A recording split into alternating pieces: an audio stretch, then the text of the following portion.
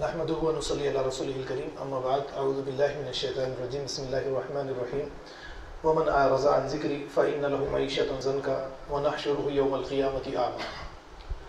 الحمدللہ آپ لوگوں نے سب سے پہلے جناب محمد فاروق حسین صاحب کو سماعت فرمایا، اس کے بعد شاہ نواز بھائی یعنی ہمارے عبدالجبار بھائی کو سماعت فرمایا۔ پہلے آپ لوگوں کے سامنے دنیا کی حقیقت کیا ہے قرآن کریم اور چند احادیث کے ذریعے اس پر روشنی ڈالی گئی، اور اس کے بعد میں جیسا کہ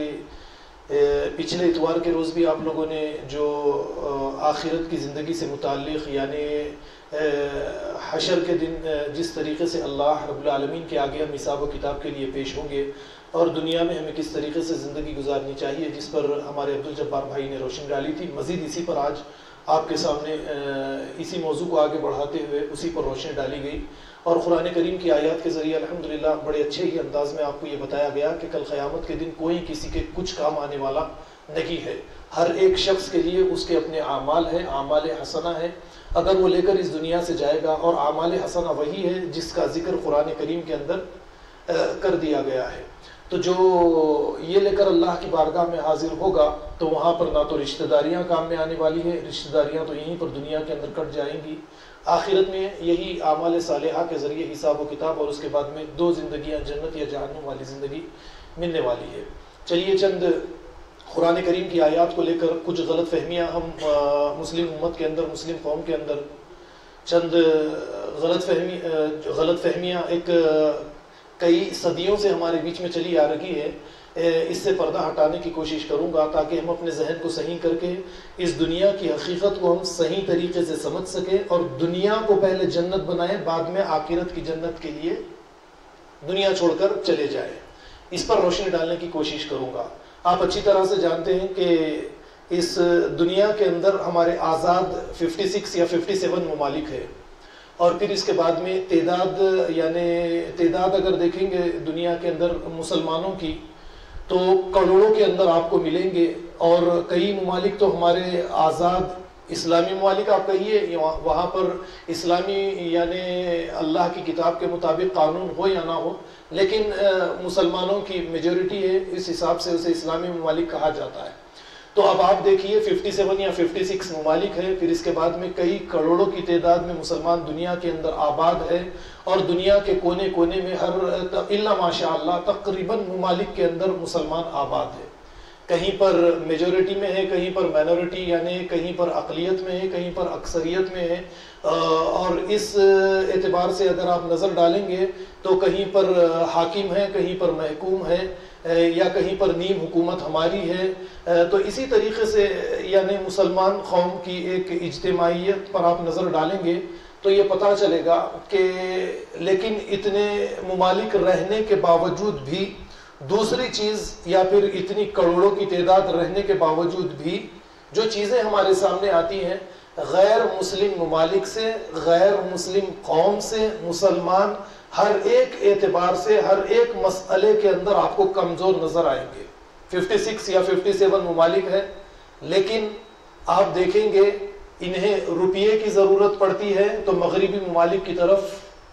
بھیک مانگنے کے لیے، خیرات مانگنے کے لیے ہاتھ پھیلانا پڑتا ہے، اور غلہ انہی کے یہاں سے آتا ہے، جو کچھ چیزیں ہیں ہتھیار ہیں انہی کے یہاں سے آتا ہے۔ مغربی ممالک جب چاہیں جس ملک میں چاہیں جسے صدر بنانا چاہیں یا جسے حاکم بنانا چاہے، جسے محکوم کرنا چاہے، کٹ پتلی حکومتیں بٹھاتے چلے جاتے ہیں۔ اور پھر اس کے بعد میں ہم مسلمانوں کی حالت پر یعنی نظر ڈالنے کے بعد ہمیں یہ پتہ چلتا ہے کہ مسلمانوں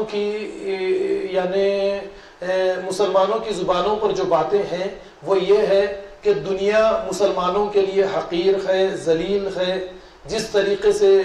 دنیا مسلمانوں کے لیے کتے سے بھی زیادہ بدتر ہے، یہاں پر مسلمان ہمیشہ قید کی زندگی کے اندر رہیں گے، جیسے وہ حدیث بھی ہے الدنیا سجن المؤمنین و جنت الکافرین۔ یہ جو حدیث ہے کہ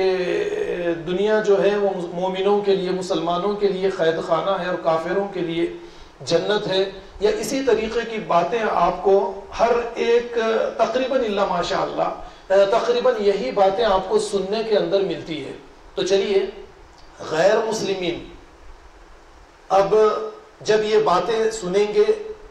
اور ہماری یہ حالت کو، ہماری مفلسی، ہماری تنگی، ہماری ناداری، ہماری محتاجی، یہ ساری چیزوں پر نظر جب غیر مسلمین ڈالتے ہیں تو وہ صرف ایک ہی بات کہتے ہیں کہ یہ ساری کی ساری چیزوں کا ذمہ دار اسلام ہے۔ اسلام نے مسلمانوں کو اس دنیا کے اندر کمزور سے کمزور کر دیا ہے۔ جب مسلمانوں کو اسلام نے تعلیمی اعتبار سے، معاشی اعتبار سے، سیاسی اعتبار سے دنیا کے یعنی کسی بھی شعبے کے اندر کامیاب نہیں بنایا ہے، اس سسٹم کو اگر ہم قبول کر لیں گے تو پھر ہمیں بھی اسلام تباہی اور بربادی کی طرف لے کر چلا جائے گا۔ ہم بھی محکوم ہو جائیں گے، ہم بھی مفلس ہو جائیں گے، ہم بھی نادار ہو جائیں گے، ہم بھی بھکاری بن جائیں گے، ہماری ترقی بھی ختم ہو جائے گی، ہم بھی مسلم ممالک کی طرح دوسروں سے بھیک مانگنے والے بن جائیں گے۔ یہ سوچ کر تعلیم یافتہ طبقہ یا مغربی ممالک، غیر مسلم ممالک یا غیر مسلم قوم جو ہے وہ ہم سے دور چلے جاتے ہیں۔ اب اگر کہیں پر کوئی مسلمانوں کی چند چیزوں کو دیکھ کر انفرادی طور پر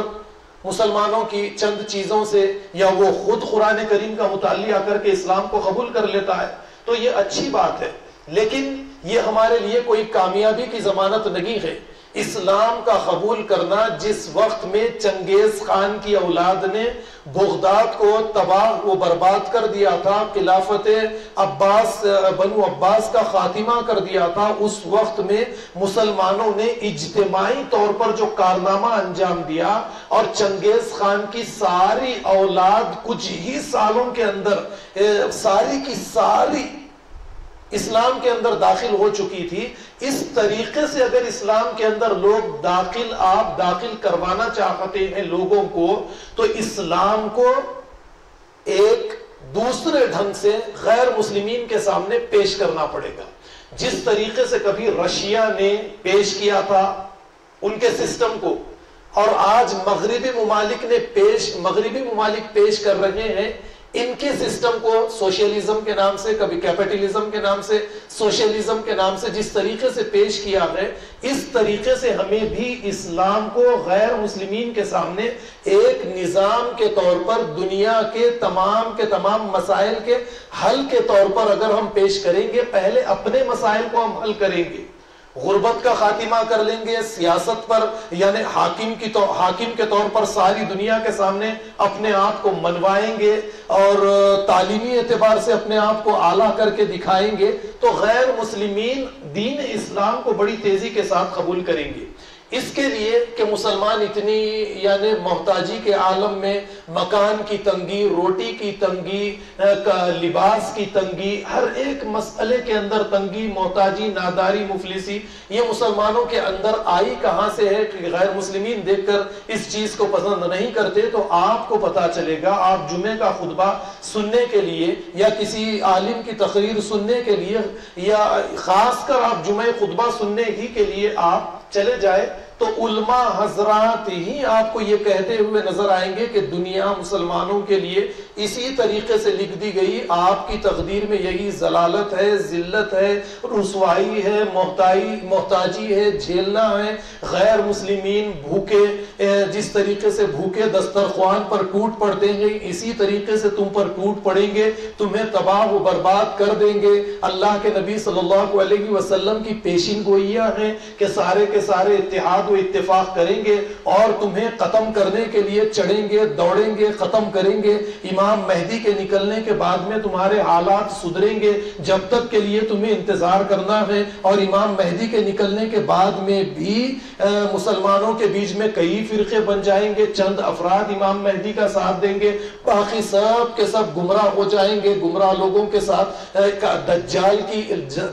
کے لشکر کے اندر شریک ہو جائیں گے۔ اس طریقے کی باتیں کر کر کے ہم نے امت کی سوچ کو بالکل اس طریقے کے بنا دیا ہے، کرنا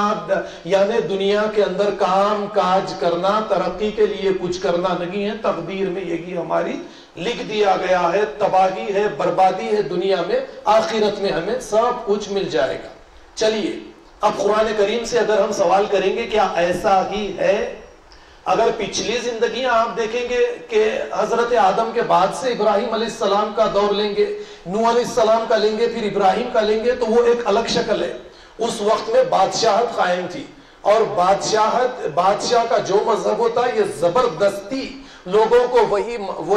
مذہب کی طرف دعوت دیتا، اور جو دوسرا مذہب مانتے سخت سے سخت سزائیں دے کر انہیں ختم کر دیتا. نبی کریم صلی اللہ علیہ وسلم کا دور بھی اسی طریقے کا دور تھا. ایک طرف رومن امپائر، ایک طرف ہمارے یعنی ایک طرف فارس تھا. یہ سارے مسائل اللہ کے نبی صلی اللہ علیہ وسلم کے سامنے بھی تھے. میں اس گفتگو میں نہیں جاؤں گا، وقت زیادہ ہو جائے گا، لیکن قرآن کی طرف میں آپ کو لے کر آتا ہوں کہ دنیا کے اندر ترقی حاصل کرنے کے لیے، اقتدار حاصل کرنے کے لیے، حاکم بننے کے لیے کیا کرنا چاہیے. اللہ نے سورہ جاسیہ کی آیت ہے، دیکھیے، فرمایا وَسَخَّرَ لَكُم مَّا فِي السَّمَاوَاتِ وَمَا فِي الْأَرْضِ جَمِيعًا مِّنْهُ. آسمانوں اور زمین میں جو کچھ ہے اللہ رب العالمین نے انسان کو مسخر کرنے کے لیے بنایا ہے. انسان اب چاہے وہ مسلمان رہے یا غیر مسلم رہے، جو کائنات کی چیزوں کو تسخیر کرے گا اور اس سے فائدہ حاصل کرے گا، دوسروں کو فائدہ پہنچائے گا، اب وہ مسلم رہے یا غیر مسلم رہے. اللہ تعالیٰ یہ نہیں دیکھیں گے کہ یہ نمازی پڑھنے والے ہیں، فجر کی نماز میں مسجد کو ساری کی ساری آباد کر دیتے، تراویح کی نماز بھی نہیں چھوڑتے. اللہ تعالیٰ کو اس سے کچھ لینا دینا نہیں ہے. اللہ کا ایک قانون ہے،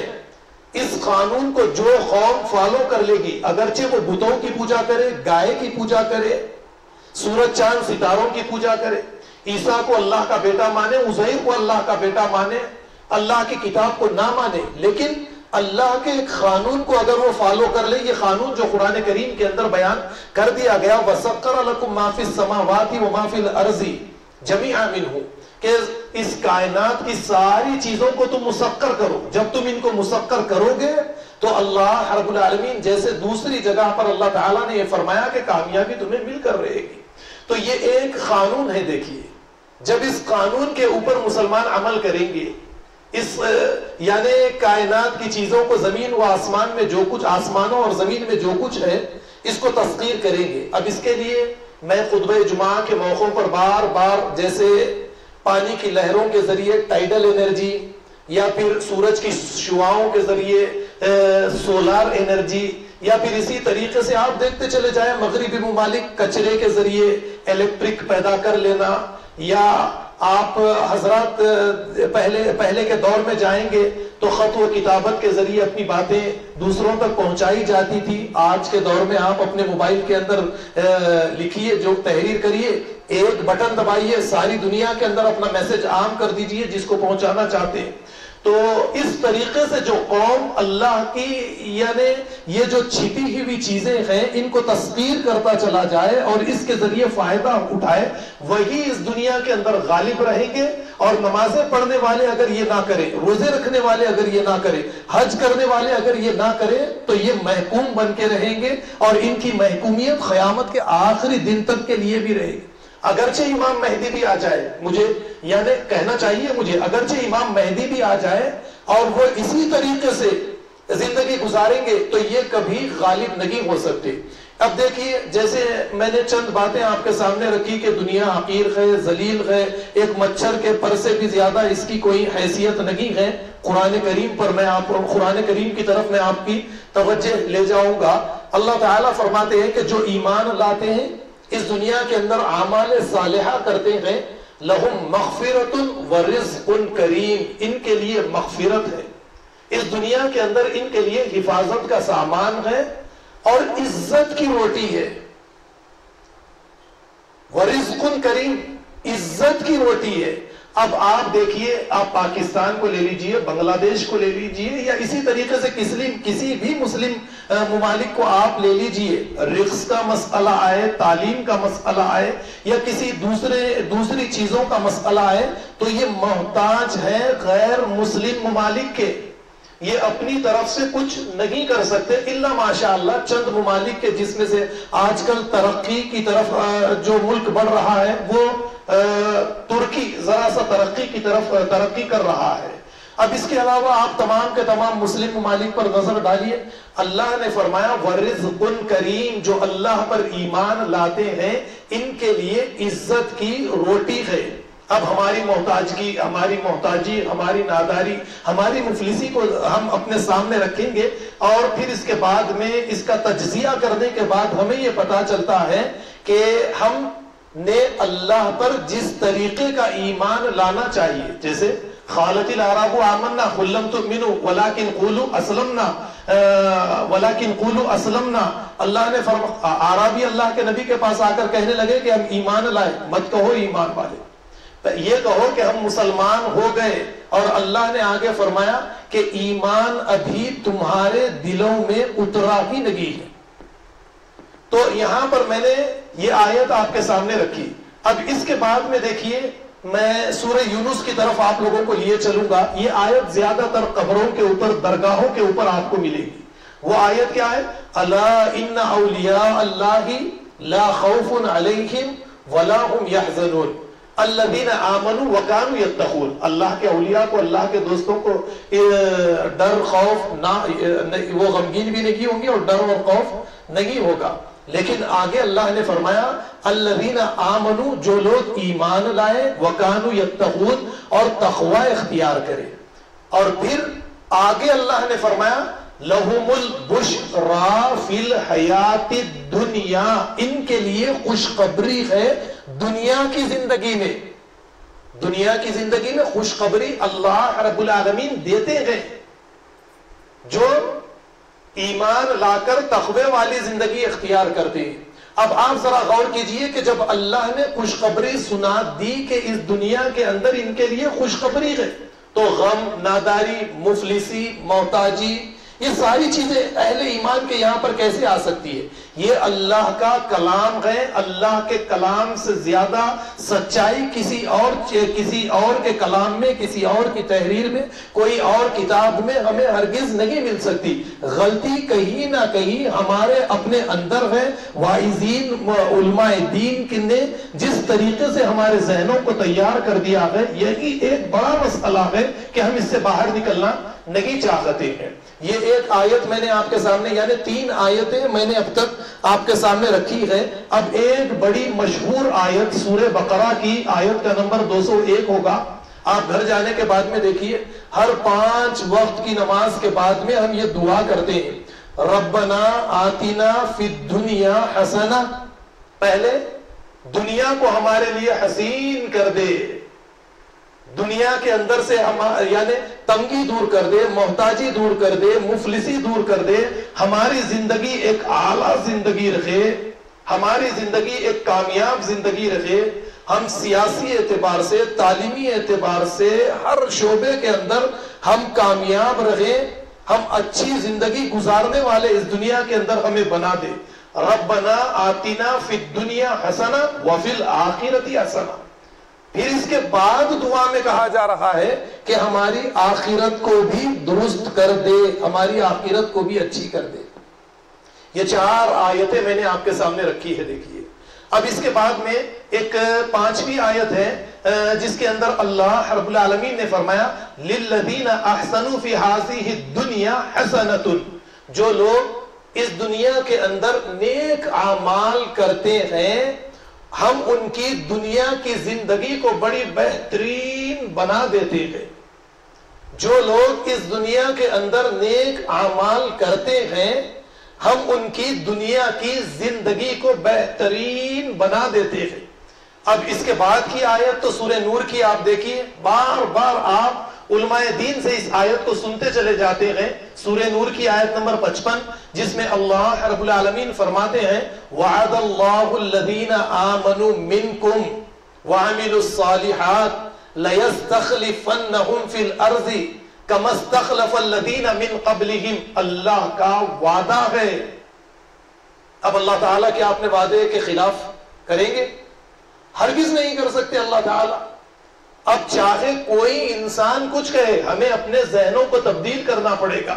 اللہ نے وعدہ کیا جو لوگ ایمان لائے، اعمال صالحہ کرے، انہیں اس دنیا کے اندر سلطنت دیں گے، بادشاہت دیں گے، خلافت دیں گے، اعلیٰ زندگی دیں گے، عزت کی زندگی دیں گے، اعلیٰ مقام دیں گے، مکان کی تنگی، لباس کی تنگی،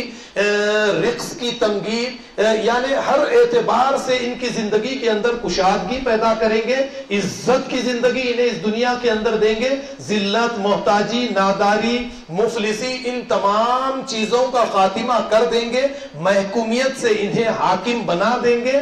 جس طریقے سے ان سے پہلے لوگوں کو اس دنیا کے اندر بادشاہت دی گئی ہے۔ اب آپ سورہ نور کی آیت نمبر یہ 55 ہے، یہ اللہ کا وعدہ ہے، اس کے باوجود بھی ہم یعنی اس طریقے کی باتوں پر ہم کس طرح ایمان رکھیں گے، اور کب تک ہم اسی طریقے کی زندگی گزارتے چلے جائیں گے کہ نبی کریم صلی اللہ علیہ وسلم نے یہ فرما دیا کہ بھوکے جو ہے جس طریقے سے دسترخوان پر بھوکے ٹوٹ پڑتے ہیں، اسی طریقے سے تمام کے تمام غیر مسلمین مسلمانوں کے اوپر ٹوٹ پڑیں گے، انہیں ختم کرنے کی کوشش کریں گے۔ یہ پیشین گوئیاں نبی کریم صلی اللہ علیہ وسلم کی اس وقت کے لیے ہے جب مسلمان آپس میں فرقے بن کر جس طریقے سے یہودی آپس میں ایک دوسرے کو مار لیا کرتے تھے، کافر کہا کرتے تھے، عبادت خانوں کے اندر انہوں نے ایک دوسرے کو داخلے سے روک دیا تھا، ایک دوسرے کو چھوٹی موٹی باتوں کے اوپر کافر جہنمی کے فتوے لگایا کرتے تھے۔ جب مسلمان یہ کریں گے تو غیر مسلمین، یہ تو خدا کی سنت ہے، خدا کی سنت، خدا کا قانون ہی ایسا ہے، جیسے سورہ یونس کی وہ آیت میں نے لہم البشرا فی الحیات الدنیا وفی الآخرہ، دنیا میں ان کے لیے خوشخبری ہے بہترین زندگی کی، اسی آیت میں اللہ نے آگے کیا فرمایا؟ لا تبدیل لکلمات اللہ، یہ اللہ کا قانون ہے، یہ اللہ کی سنت ہے، اور اللہ اپنی سنت میں کبھی تبدیلی نہیں لاتے۔ جو ایمان لائے، اعمال صالحہ کرے، تو اللہ کا یہ قانون ہے کہ ہم انہیں اس دنیا کے اندر اقتدار دے کر رہیں گے، اور جو فرقے بن کر آپس میں ایک دوسرے سے لڑائی اور جھگڑے کریں گے، مسجدوں کو بانٹ لیں گے، مدرسوں کو بانٹ لیں گے، یہ دیکھ کر رشتہ کریں گے تبلیغی ہے، جماعت اسلامی ہے، اہل الحدیث ہے، دے سکتے نہیں دے سکتے، حلال ہے حرام ہے۔ ارے اہل کتاب یعنی یہود و نصارہ، اہل کتاب کو ان کی لڑکیاں کرنے کی اجازت ہے، اہل کتاب یہود و نصارہ کی سورہ مائدہ اٹھا کر دیکھیے، ان کی لڑکیاں کرنے کی اجازت دی گئی، مشرک ہے، منع کیا گیا سورہ بقرہ کے اندر صاف الفاظ میں، مشرک ہے تو منع کر دیا گیا، لیکن اہل کتاب کی عورت سے نکاح کرنے کی اجازت دی گئی ہے۔ اب اس کے بعد میں ہم یہ دیکھتے ہیں کہ تبلیغی ہے، جماعت اسلامی ہے، اہل الحدیث ہے، فلاں ہے، اگر ہم یہ چیزیں دیکھیں گے تو یہی سارے معاملات، محتاجی، مفلسی، ناداری، یہ ہمارے ساتھ چلتی رہے گی۔ چلیے میں نے سورہ نور کی ایک اور آیت آپ کے سامنے پیش کی ہے، اب اس کے بعد میں دیکھیے مسئلہ کیا ہے، کب اللہ کا یہ عذاب ہمارے اوپر آتا ہے، کیوں ہمیں محتاج، مفلس، ذلیل وقار کر دیا جاتا ہے۔ تو سورہ طٰہٰ کی آیت نمبر 124 آپ دیکھیے، اس آیت میں اللہ نے فرمایا وَمَنْ أَعْرَضَ عَنْ ذِكْرِي فَإِنَّ لَهُ مَعِيشَةً ضَنْكَ وَنَحْشُرُهُ يَوْمَ الْقِيَامَةِ أَعْمَى، جو اللہ کے احکام سے روگردانی کرے گا، پیٹ پھیر لے گا، اللہ تعالیٰ ان کی معیشت کو تنگ کر دیں گے۔ اب آپ ذرا غور کیجئے، کہیں نہ کہیں پر ہم نے اللہ کے احکامات سے منہ موڑا ہے۔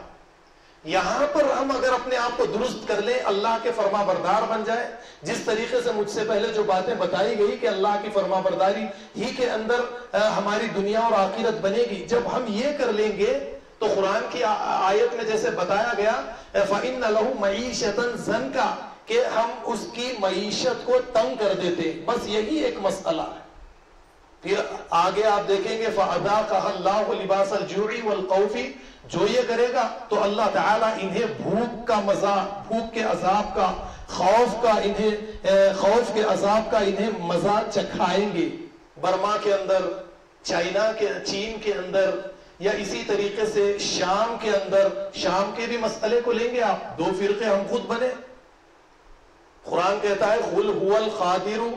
عَلَىٰ أَن يَبْعَثَ عَلَيْكُمْ، یعنی اللہ اس بات پر قدرت رکھتا ہے کہ تمہیں، یعنی جب تم فرقوں کے اندر بنٹ جاؤ گے تو اللہ تعالیٰ تمہارے اوپر سے عذاب سے مراد یہ ہے کہ ایک طاقتور قوم کے ذریعے تمہیں تباہ و برباد کر دیا جائے گا. نیچے سے عذاب، من تحت ارجلکم، نیچے سے جو عذاب آئے گا، اس سے مراد ہم نے اس کو ہم نے ہندوستان کے اندر چک لیا ہے. میں اس کے لیے کیا کہوں گا، پہلے ہمارے مسلم بادشاہوں کے غلام تھے، آزاد نہیں تھے. ہم ہندوستان کے اندر ہمارے مسلم بادشاہوں کے غلام تھے. پھر مسلمانوں کے بعد میں ہم نے دو قوموں کی غلامی کی ہے، ایک انگریزوں کی، ایک ہندوؤں کی غلامی کی ہے. پھر اس کے بعد جب انگریز چلے گئے تو ہمارے غیر مسلم بھائیوں کے ہم پھر سے غلام بن گئے. کہاں پر ہمارے حالات سدھرے بتائیے آپ. بابری مسجد کا مسئلہ ہے تو غیر مسلموں کے یہاں پر فیصلے کروانا پڑتا ہے. 3 طلاق کا مسئلہ بھی غیر مسلم ہی ہمارا حل کرنے کی کوشش کرتے ہیں. اب حجاب کا مسئلہ ہے تو مسلمان اتنے کمزور ہیں کہ اس مسئلے کو بھی حل نہیں کر سکتے. ہم سے زیادہ طاقت میں تو سکھ آپ کو ہندوستان کے اندر نظر آئیں گے. تو من تحت ارجلکم کیا ہے، جس کو جو تمہارے پیروں کے نیچے، یعنی جو تم سے دبے ہوئے تھے، یہی تمہارے اوپر حاکم بن جائیں گے، یہی تمہارے اوپر حکومت کریں گے. یہ سب ہم نے دیکھ لیا ہے آج ہندوستان کے اندر. تو دیکھیے اللہ نے یہاں پر فرمایا فَأَذَاقَهَا اللَّهُ لِبَاسَ الْجُوعِ وَالْخَوْفِ، اللہ تعالیٰ تمہیں بھوک کا اور خوف کا عذاب کا مزہ تمہیں چکا کر رہیں گے. عذابًا علیما فی الدنیا،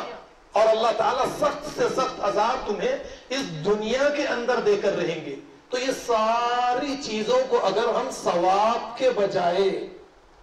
عذاب کہہ کر لیں گے، جب ہم اس سے نکلنے کی کوشش کریں گے، جب یہ ساری چیزوں کو مقدر اور تقدیر کا بہانہ بنا کر لیں گے، تو نکلنے کی کوئی ترکیب، کوئی منصوبہ ہم بنائیں گے؟ نہیں بنا سکتے. اب جب ہم اسے عذاب سمجھیں گے، اس کے بعد میں ہم منصوبہ بندی کریں گے کہ اس عذاب سے نکلنے کی ترکیب کیا ہے، اس عذاب سے ہم کس طریقے سے باہر آ سکتے ہیں. دیکھیے قرآن کریم کی 2 آیات رکھ کر بات ختم کروں گا کیونکہ وقت زیادہ ہو رہا ہے. اللہ تعالیٰ نے فرمایا وَلَن يَجْعَلَ اللَّهُ لِلْكَافِرِينَ عَلَى الْمُؤْمِنِينَ سَبِيلًا، یہ ہرگز ہو ہی نہیں سکتا کہ غیر مسلم کبھی مسلمانوں کے اوپر غالب آ جائے. یہ ہو ہی نہیں سکتا کہ غیر مسلم کبھی مسلمانوں پر غالب آ جائے. یہ سورہ نساء کی آیت ہے. اور پھر سورہ آل عمران کی آیت میں، آل عمران میں جو فرمایا انتم الاعلون ان کنتم مؤمنین، تم ہی غالب رہو گے اگر تم مومن ہو. ہم کہاں پر غالب ہیں؟ ہم تو مغلوب ہیں. آپ نظر ڈالیے تو قرآن کریم کی یہ چند آیات میں نے آپ کے سامنے رکھی ہے. اگر ہم اپنی اصلاح کریں گے قرآن کے مطابق اپنی زندگی، جو بار بار میں بات کہتا ہوں کہ اللہ کی کتاب اللہ کی یہ کتاب جبرائیل لے کر آئے، ہم اسے اللہ کی وحی کہتے ہیں. اور وحی عربی کے اندر وحیون سے بنا ہے. اس کے معنی اس سے پہلے میں نے آپ کے سامنے رکھ دیے، زندگی کے ہے، حیات کے ہے. تو یہ کتاب سے جب ہم جڑیں گے تو ہمیں زندگی ملے گی، حیات ملے گی. ہماری زندگی کو اس چلتی پھرتی کھاتی پیتی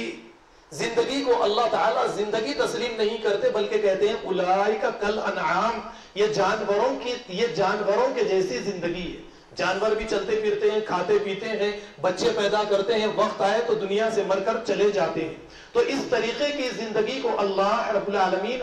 حیوانیت والی زندگی تسلیم کرتے ہیں. جب ایک بندہ اللہ کی کتاب سے جڑ کر زندگی لیتا ہے تو اس زندگی کو اللہ رب العالمین انسانی زندگی تسلیم کرتے ہیں.